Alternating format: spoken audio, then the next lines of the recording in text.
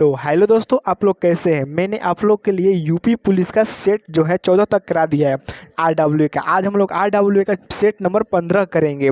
जो सेट हम लोग है उस सेट को हम लोग बुक से नहीं करते हैं क्योंकि उसमें साफ साफ नहीं दिखता है।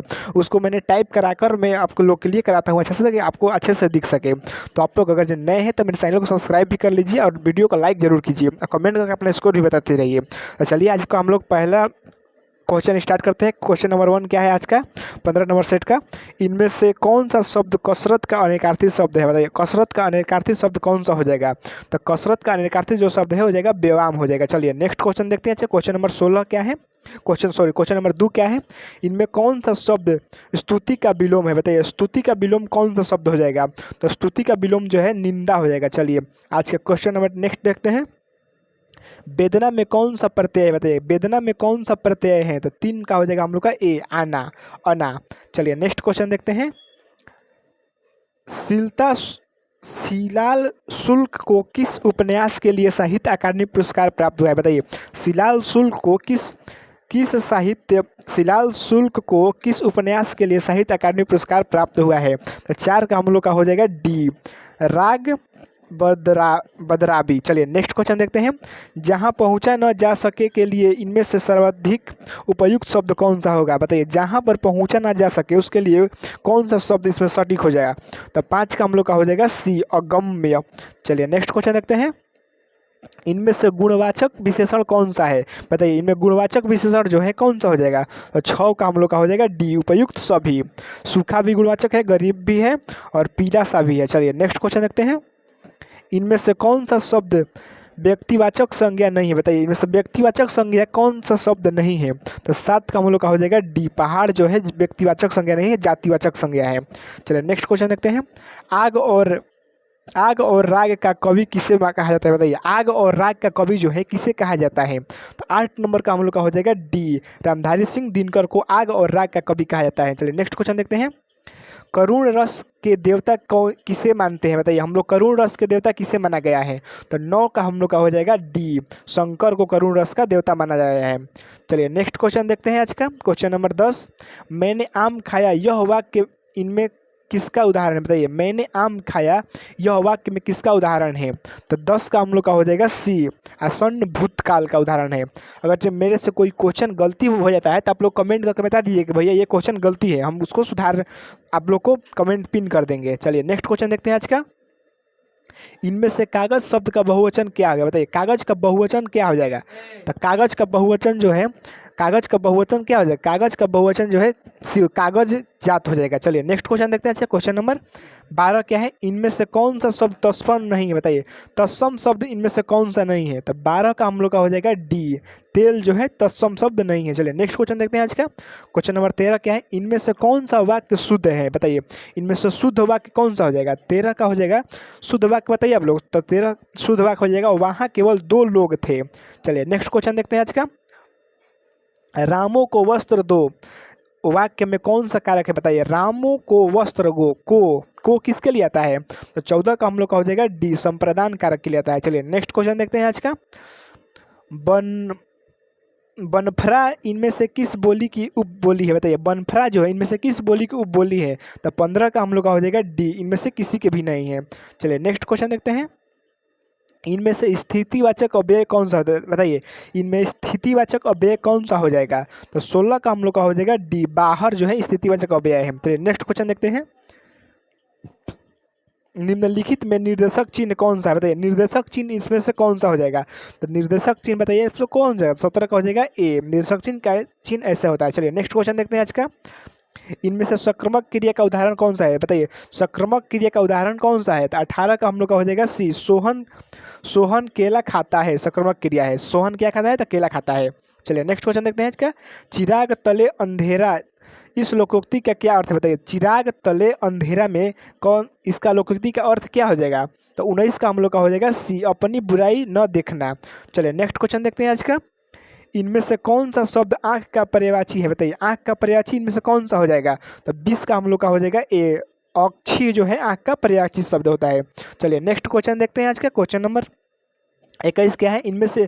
अपील शब्द क्या है बताइए? अपील शब्द जो है क्या है बताइए? कौन सा भाषा का अपील शब्द है? तो इसे हो जाएगा विदेशा शब्द का है। जैसे क्रिकेट में होता है नो अपील कीजिए वाइट के लिए सब, तो ये अपील शब्द का हो जाएगा, विदेशा शब्द हो जाएगा। चलिए नेक्स्ट क्वेश्चन देखते हैं आज का। हवन में जलाने वाली लकड़ी के लिए शुद्ध वाक्य क्या है बताइए? हवन में जलाने वाली लकड़ी को शुद्ध वाक्य, हवन में जलाने वाली लकड़ी को शुद्ध वाक्य में क्या कहते हैं? तब 22 का हम लोग का हो जाएगा सी, संविधा कहते हैं। चलिए नेक्स्ट क्वेश्चन देखते हैं आज का। क्वेश्चन नंबर 23 क्या है? रमू थोड़ी सी मिठाई लाओ, इस वाक्य में थोड़ी सी किस प्रकार की क्रिया है बताइए? क्रिया विशेषण बताइए। रमू थोड़ी सी मिठाई लाओ, इस वाक्य में थोड़ी सी किस प्रकार की क्रिया विशेषण है? तो हम लोग का 23 का जो आंसर हो जाएगा, 23 का आंसर हो जाएगा बी, परिणामवाचक क्रिया विशेषण है। चलिए नेक्स्ट क्वेश्चन देखते हैं आज का। केंद्रीय हिंदी प्रशिक्षण संस्था किस विभाग के तहत कार्यरत है बताइए? केंद्रीय हिंदी प्रशिक्षण संस्था जो है किस विभाग के तहत कार्यरत है? तो 24 का हम लोग का हो जाएगा बताइए। 24 का क्या होगा? 24 का हो जाएगा ए, राजभाषा विभाग के तहत है। चलिए नेक्स्ट क्वेश्चन देखते हैं आज का। कंठव्य अल्पप्राण व्यंजन वर्ण का उदाहरण कौन सा है बताइए? इसमें कंठव्य भी हो, अल्पप्राण भी हो और व्यंजन भी हो, उसका उदाहरण कौन सा हो जाएगा? तो 25 का हम लोग का हो जाएगा, 25 का हो जाएगा बी, घ जो है कंठव्य भी है, अल्पप्राण भी है और व्यंजन भी है। चलिए नेक्स्ट क्वेश्चन देखते हैं आज का।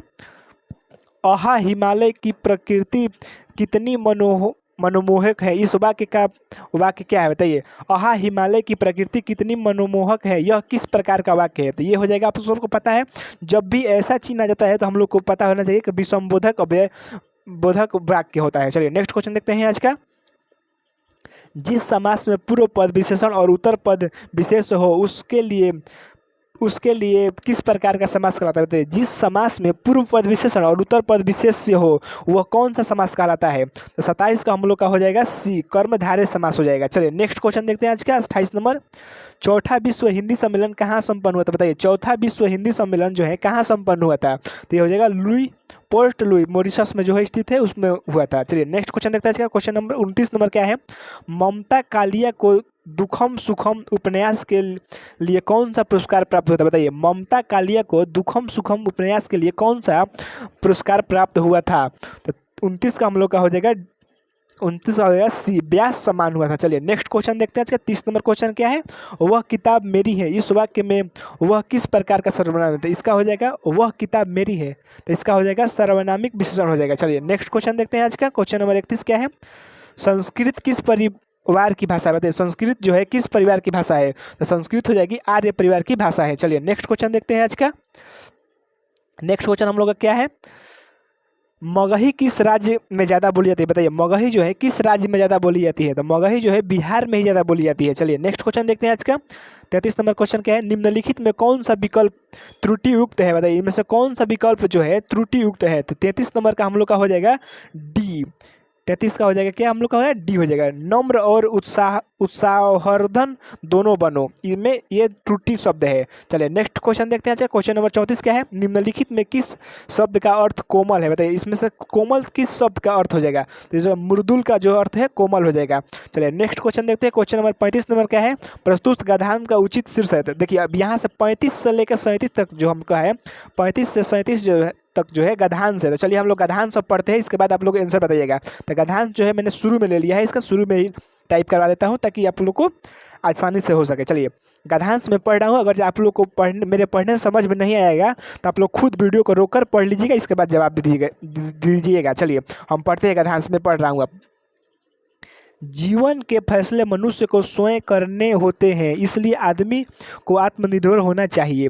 अब तुम्हें क्या करना चाहिए इसका ठीक ठीक उत्तर तुम्ही को देना होगा, दूसरा कोई नहीं दे सकता। कैसे भी विपरीतपात मित्र हो, तुम्हारे इस काम को वह अपने ऊपर नहीं ले सकता।